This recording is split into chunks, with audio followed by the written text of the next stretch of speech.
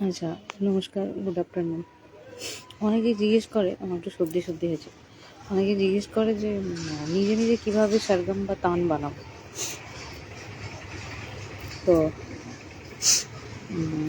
সরগম বা তান বানানোর একটাই পদ্ধতি বা একটাই প্রক্রিয়া, সেটা হচ্ছে যে আগে স্বরটাকে চিনে আগে কম্বিনেশন বানাতে হবে। যেমন নি রে গা মা পা মা গা রে সা, ইমন।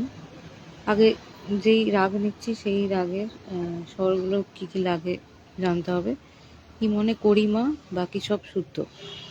তাহলে নে রে গা মা পা মা গা রে সা, পা মা গা রে সা, নে দা নে রে গা পা মা ধা পা মা গা রে সা, নে দা নে রে সা, নে দা নে রে গা, সরি, নে দা নে রে গা পা রে সা।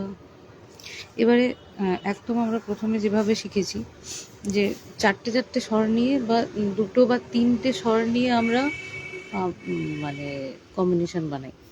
যেটা হচ্ছে ধরুন সা তো আছেই, নিরেগা, নিরেগা এই তিনটি স্বর মানে আমি গুরুজির কাছে যেমন শিখেছি। নিরে গা রে সা, নিরে গা, নিরে সা, নিরে, নি গা রে, নিরে গা, নিরে সা, নে ধা সা। ধাও নিতে পারি, নাও নিতে পারি।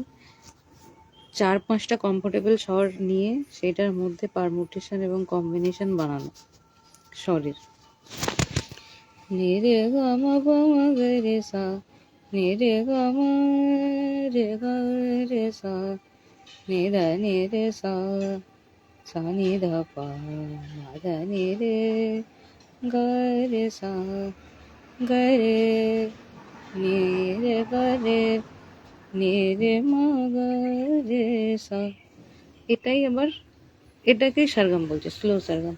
নে রে গা মা পা মা গা রে সা, সা নি ধা পা মা ধা নে রে গা পা মা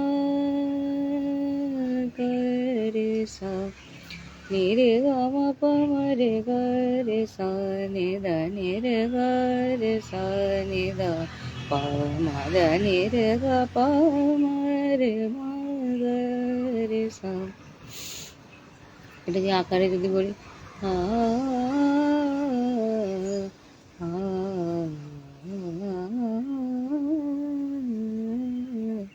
সরগমে তাহলে রে গা পা মা রে গা রে সা, নে দা পা মা দা নে রে গা পা মা গা রে সা।